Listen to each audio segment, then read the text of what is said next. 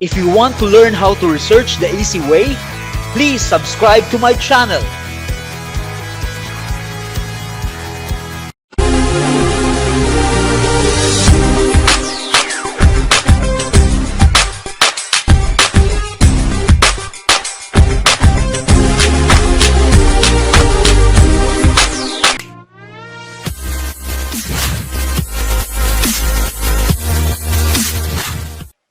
Let's have the following objectives for today. Number one, to enhance the competence of educators in conducting action research.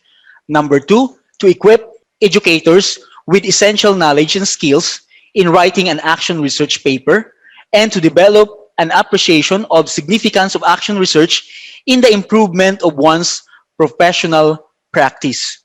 Now let's start by defining research. What is research? Research is to see what everybody else has seen and to think what nobody else has thought. That's according to Albert Suzanne-Georgi. So with this definition, research allows us to think outside of the box, to see things from different angles, and to find most suitable solutions to problems. Another definition, research is creating new knowledge. So it allows us to be a creator of new concepts and ideas. In addition, my favorite definition of research is a systematic and organized investigation of finding answers to questions and solutions to problems. That is from Maribel Argaite, my teacher in research. So with this definition, research gives us the avenue to be critical thinkers and problem solvers. The following are the research skills: formulating questions, observing, planning, collecting data, recording data, organizing data, interpreting data, and presentation of data. All these are skills of a researcher. But isn't it, all these skills are also skills that an educator must have? Everything, any task or endeavor comes easy if the reason why doing it is clear to everyone. So why do we need to do an action research? Meaningful reason for doing action research. Number one, action research helps improve education practice, which help improve learning outcomes. These are sample titles of action research from the DepEd. As you can see the titles, as educators, it is our call to do our best and not to settle for less. There should be a craving to improve. To make the things we do good yesterday, we should do better today until we reach its perfection. Meaningful reason for doing an action research. Number two, action research helps teachers and administrators discover how to unleash the potential of the 21st century learners. Really, our present goal as an educators is to harness these 21st century skills to our learners. Now, learning skills like critical thinking, creativity, collaboration, communication, literacy skills like information and technology, and life skills like flexibility, leadership, productivity, and social ability. Meaningful reason of conducting action research. Number three, action research helps enhance educators' 21st century skills of creative thinking, critical thinking, collaboration, communication skills, and ICT skills. There's a saying that we can't give what we do not have. To develop the skills to our 21st century learners, we must have the skills first.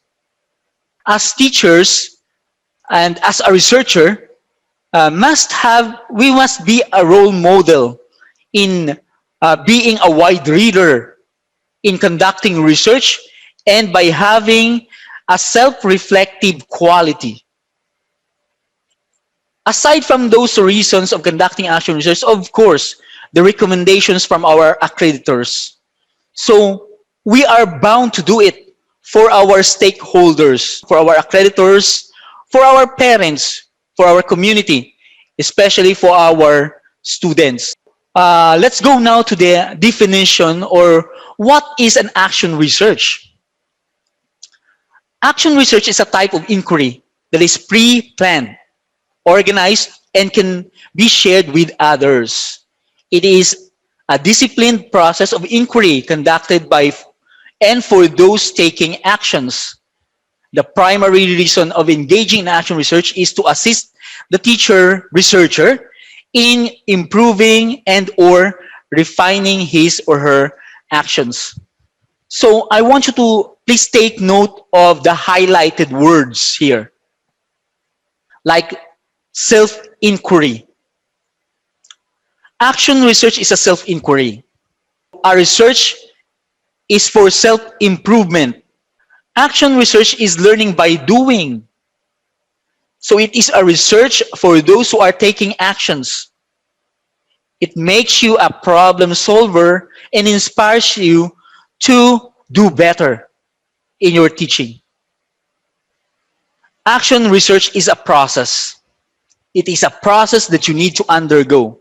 Start by having a plan, executing a plan, and then, of course, applying what is the application of the result. And of course, you do not stop there. So you are solving your problem by following a scientific procedure, and that will lead you to a win-win solution. The procedure also is continuous. It will always allows you to improve. Let's have other definition. Action research is the application of steps of the scientific method in the classroom problems. Action research is an individual search for solution to a problem that happens instantaneously in a group or in the case of the teacher in his own classroom. Let's go now to a short background how action research was developed. Stephen Corey, the first to use action research in the field of education. The term action research was coined by Kurt Lewin, a social psychologist in 1930. According to Lewin, these are the 4 steps of action research: planning, acting, observing, and reflecting.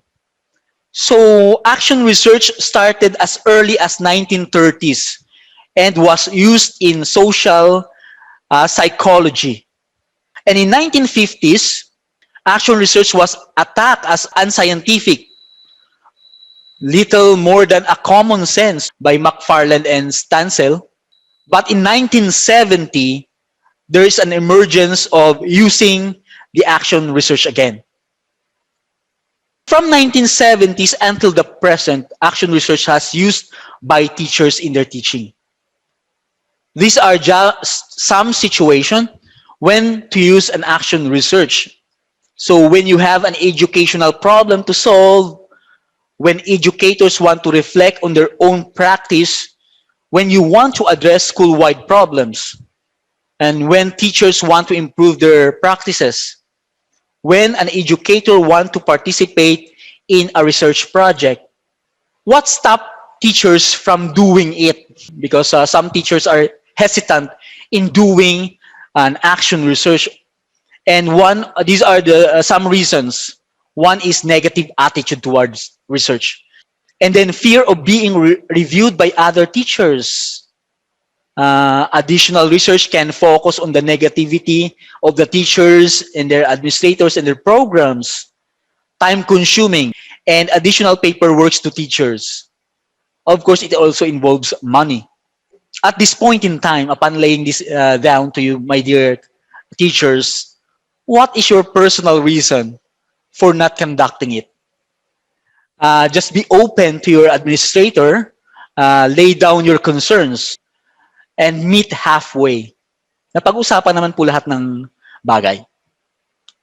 So these are the following conditions that support action research. A faculty where a majority of teachers wish to improve. So if you have that craving to improve your work, then that supports action research atmosphere. Common agreement about how collective decisions will be made and implemented.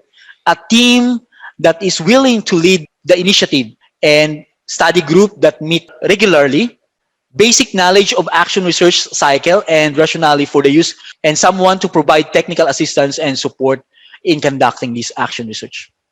These are some reminders only for doing your first action research, so especially to the beginner researcher. Of course, start small and do not limit your action research for exact topics. Explore more titles, more topics, and then give ample time in conducting your research. Of course, it needs time. No?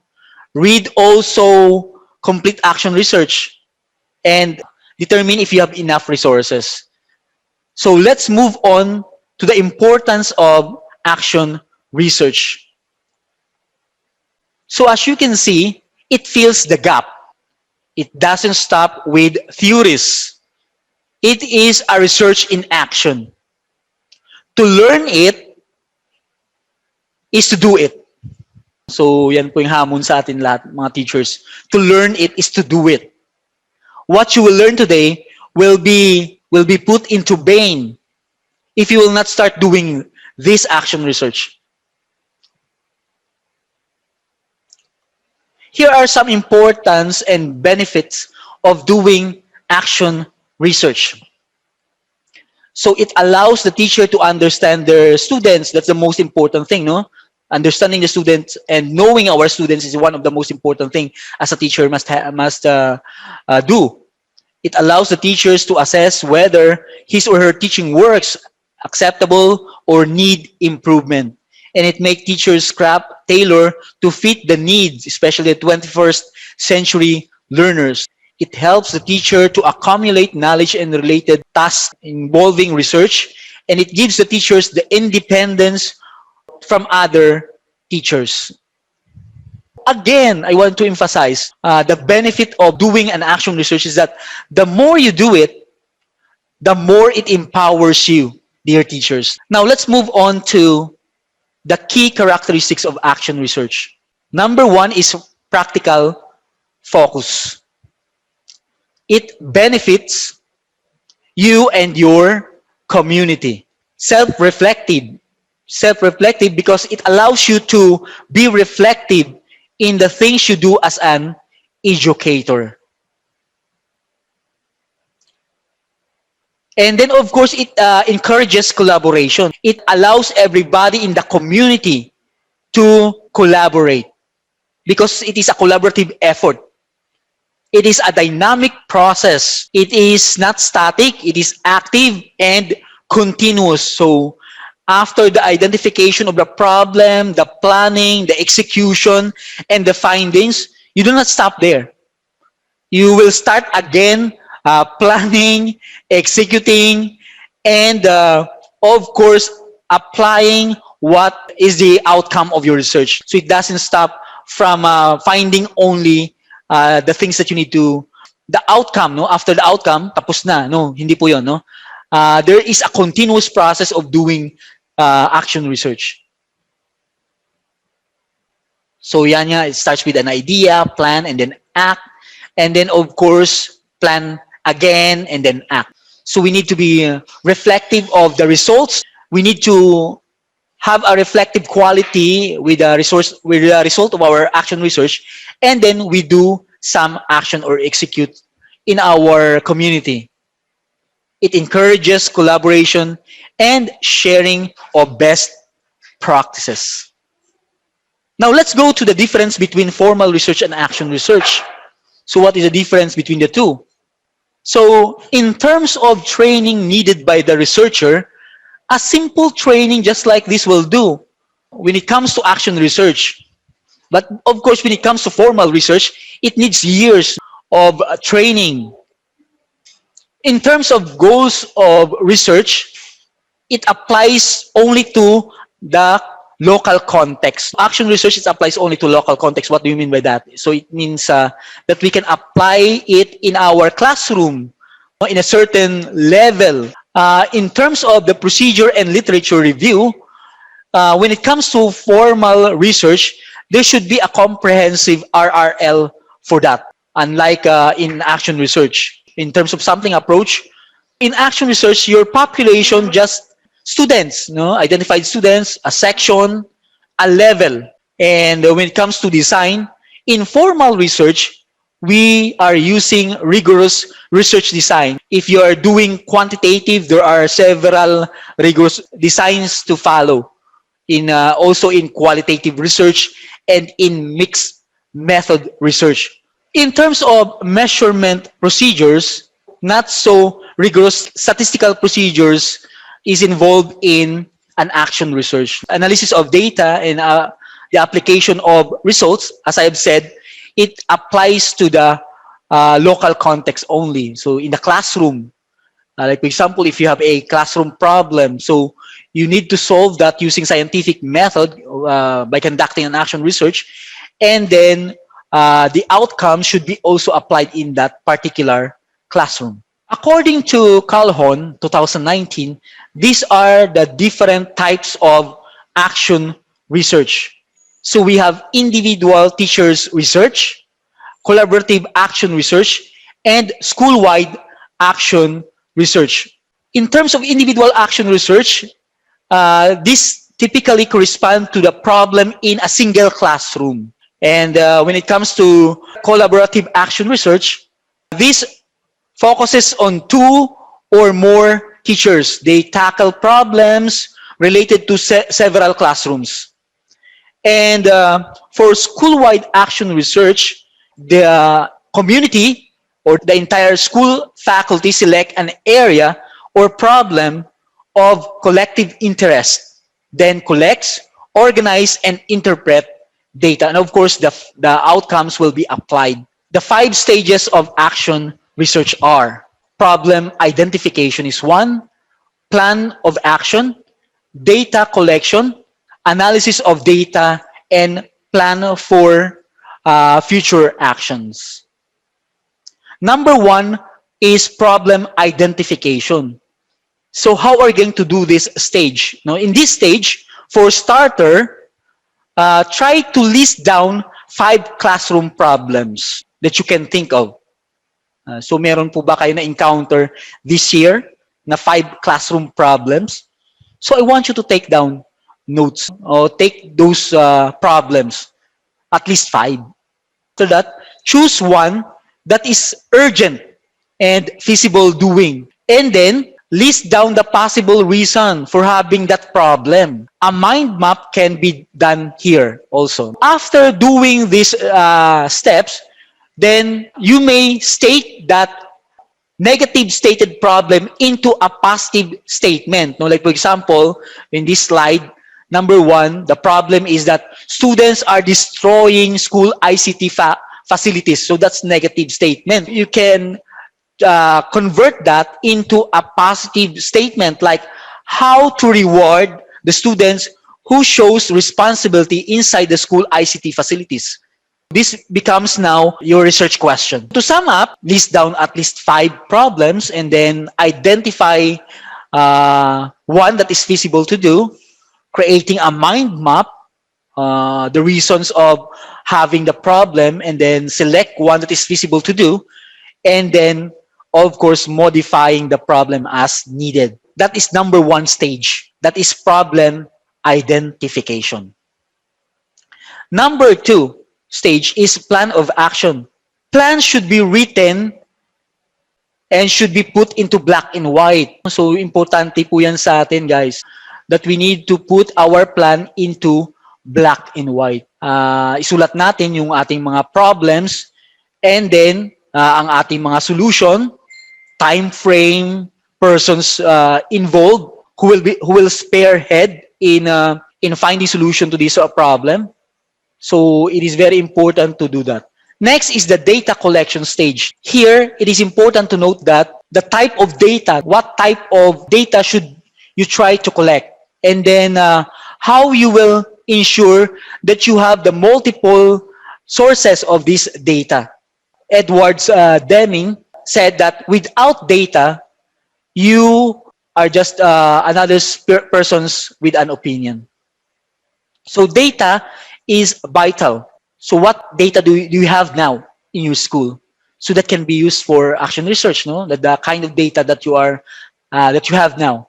You need to also to identify the sources of your data, the existing source and of course other sources. Triangulation is done for better results. There should be triangulation if data must come from different or multiple sources. It is also important to note that from whom your data will be coming from and how often are you going to collect your data. After the data are being collected, it should be organized into tables or chart. So let's go now to the next stage, the analysis stage. So it's important to note that in analysis of data, we need to take note of the patterns, the insights, and the new understanding that comes from the data. What important points do the data reveals? What patterns, trends do you note? So what might be some possible explanation? So you need to take all this down. It is also important to note your short-term and long-term actions to do about what the data revealed. And the last stage is the execution of the future plans. Putting upon analyzing the results, so what you're going to do now? Of course, you need to apply it. No? You need to apply it. Okay? So remember that action research is research in action. Everything that you learn today should be put into practice. That's all. God bless everyone.